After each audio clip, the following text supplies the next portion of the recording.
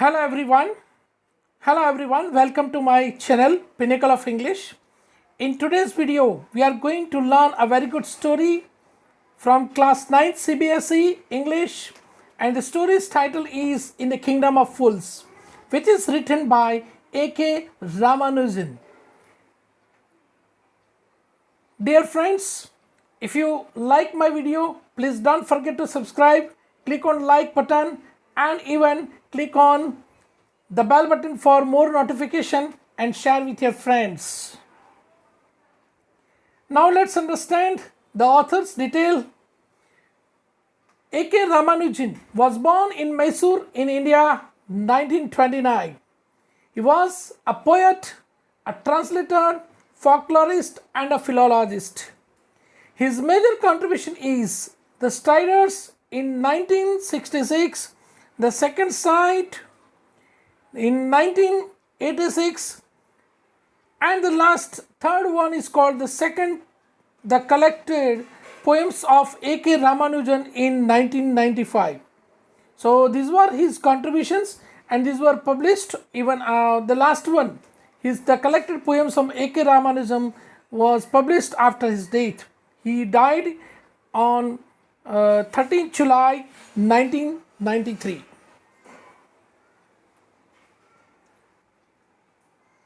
Now let's see the theme of the story In the Kingdom of Fools. The story, The Kingdom of Fools, is about a kingdom where the king and the ministers are nothing but fools. They reversed the order of the day and night and punished anyone who was violating the laws. A learned guru and his disciple arrive in the kingdom only to find that everyone performed the course after evening and slept at night. But here is somewhat different. During the daytime, people were sleeping, and during evening time, they start their business, they open the market and they do their work at night even. The animals were also trained in such a way that they were also following the order of the king. After this, a series of events follows which lead to the downfall of the king and his minister. In the humorous story, we see the largely prevalent theme of indecisiveness.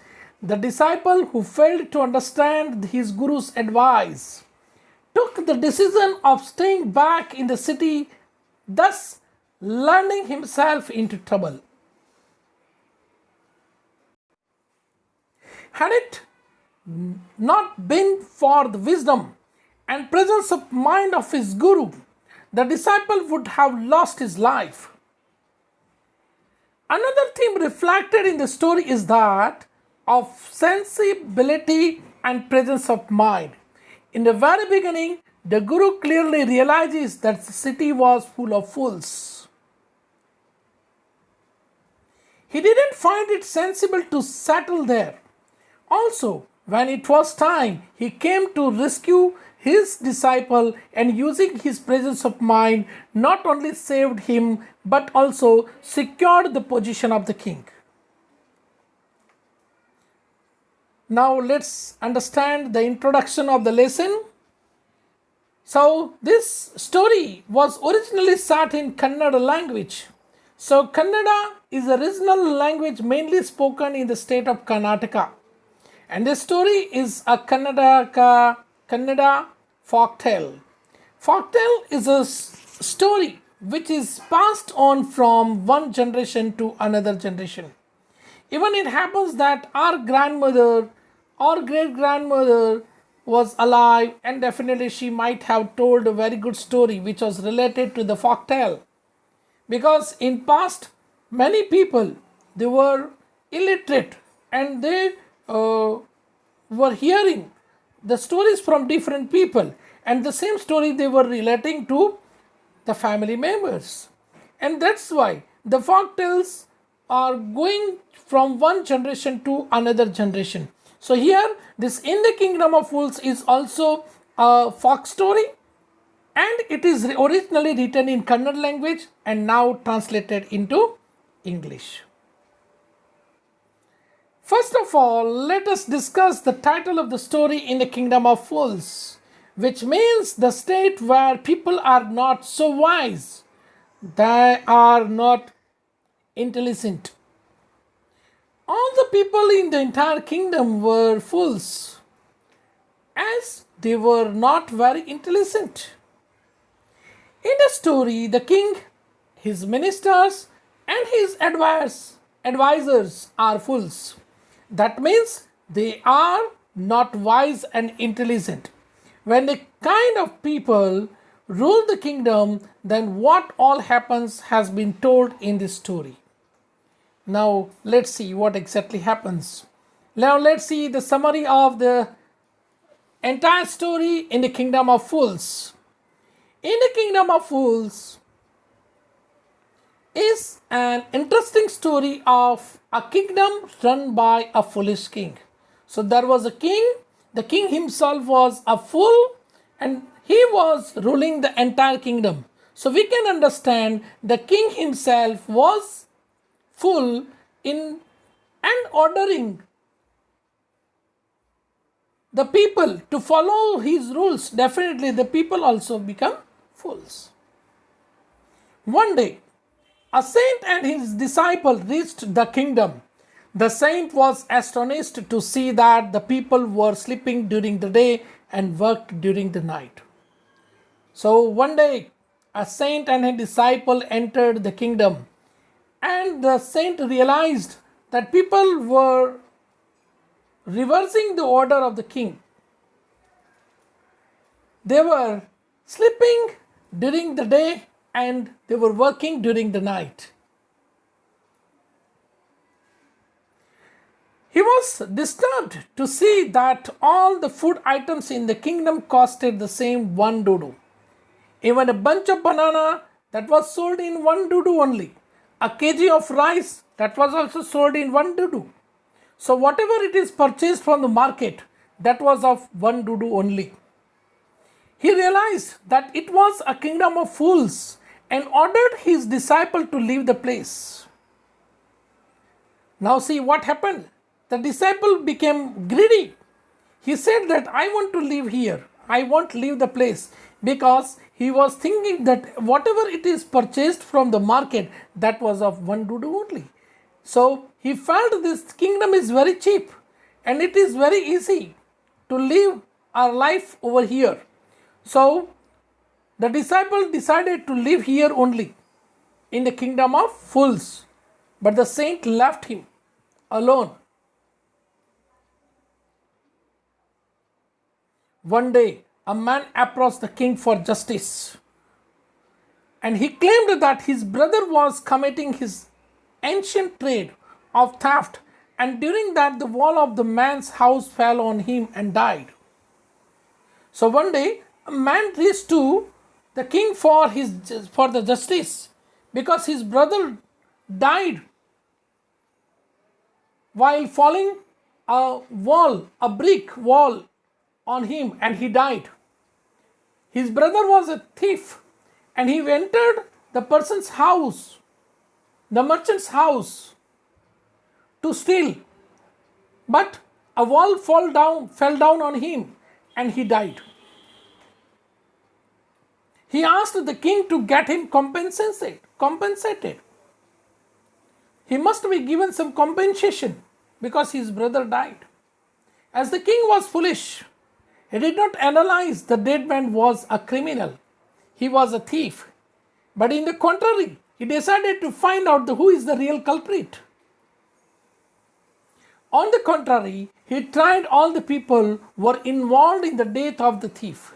The rich merchant, who was the owner of the house whose wall had broken, the man who had built the wall, the dancing girl due to whom the builder had built a weak wall, and the goldsmith, because of whom the dancing girl had to move around in the street that day. So the mason was called after all. Who made this wall? The mason was called, and then he was asked that why did you do so? Why did you make this wall weak? He clearly stated that there was a dancing girl she was moving here and there, and she was very beautiful, and that's why I could not concentrate myself while making that wall, and the wall fell down and the person died. So mason said that it is not my fault, my lord. Then the king called the dancing girl in the court, and she was also asked that why did you do so? And she said that the merchants, the jewelers shop, the merchant was there, and his father was ordered by her to make a jewelry. But after his death, there was a real responsibility of the merchant to make the jewelry of the dancing girl. And it was late to make the jewelry of her because there was an emergency order of the wedding, and he was very much busy to make the jewelry of the order, and that's why he was late to make the jewelry of the dancing girl. And that's why she was continuously every day was going to the shop of the jeweler to ask about her necklace, about her jewelry. And finally, the merchant was himself called that real culprit of the thief. Finally, the king decided that the merchant's father was the real culprit. Now you can understand their father is no more. Who is the real culprit then? The father's son, who has taken the responsibility of the entire shop, was the real culprit. As he was dead and his son had inherited all his property, so he would also get punished in place of his father. So another turn of events take place when the minister feels that the merchant is too thin to be killed by the stake. So when it was time to execute the merchant, but the merchant was very thin and he was not fit to the noose, and that's why they were thinking that who would be found to execute in place of this merchant. The king orders his man and his soldiers to find a fat person who could be punished in place of the merchant. As the disciple had become very fat, and man took him to the king, because the disciple became happy after getting everything was cheap, and gradually day by day he ate too much and he became fat. So the soldiers found this disciple was very much suitable for the noose, and that's why he was caught. The innocent man prayed his guru for the help. There was only option that the guru was the only source to save his life. So he remembered his guru, and his guru arrived over there. The guru visualized that the disciple is in trouble, and he reached over there to save his life. He uses his intelligence and wisdom to trap the foolish king. You can see the picture, the image, where the disciple became very much fat after living in the kingdom of fools. Finally, the king and his minister get themselves killed by the stake in place of the guru and his disciple. Because the guru himself used the trick, and he told the king that if you die here, you would be the king in future time, in future generation. Even your ministers, if after you, if somebody dies, then definitely he would be the minister of in future. So the king himself first died, and then after his ministers one by one, because they also wanted to become the ministers in future. The people of the kingdom begged the guru and his disciple to become their new king and minister. Guru agreed on a condition that the kingdom would function normally like all other kingdoms did. Here is the complete summary of the entire lesson, entire story, the kingdom of fools. Now let's understand the NCERT question answers which are really important for board examinations. What are the two strange things that the Guru and his disciple find in Kingdom of Fools? The answer is, when the Guru and his disciple reach the Kingdom of Fools, they find the following two strange things. Number one, all the people sleep during the day and work during the night. They have trained the cattle, other animals, also to do the same, as they fear punishment at all the hands of the king. Number two is, everything in a kingdom of fools, a bag of rice or a bunch of bananas, cost only one dudu. The Guru is astonished, the Guru is surprised, and his disciple is excited to realize that the food is so cheap in the kingdom. The next question is, why does the disciple decided to stay in the kingdom of fools? Is it a good idea? Answer of this question is, the disciple loves food. He gets excited to see such cheap food available in the kingdom of fools. As he wants to relish more and more food, he stays back in the kingdom of fools. His decision was not a good one, as he got into trouble. Although he was innocent, the king's man took him for execution, as they needed a fat person who could be killed easily by the stake. So this is answer number 2. Next question is, name all the people who are tried in the king's court and give the reasons for their trial. Answer is, number A, the rich merchant who was the owner of the house was tried because the wall that collapsed onto the thief belonged to him. Later on, he was again tried and held guilty on behalf of his dead father, who had ordered the goldsmith to deliver the ornaments in a haste, due to which the goldsmith could not deliver the dancing girl's ornaments in time. Number 2. The bricklayer who had built the weak wall was also tried for constructing the wall that collapsed and killed the thief. Number 3 is, the dancing girl was tried for distracting the bricklayer as she walked in the lane again and again. The jingling sound of her anklets distracted the bricklayer, because of which he constructed a weak wall. Number 4. The goldsmith was tried because it was due to him that the dancing girl had to walk up and down the lane again and again. Number 5.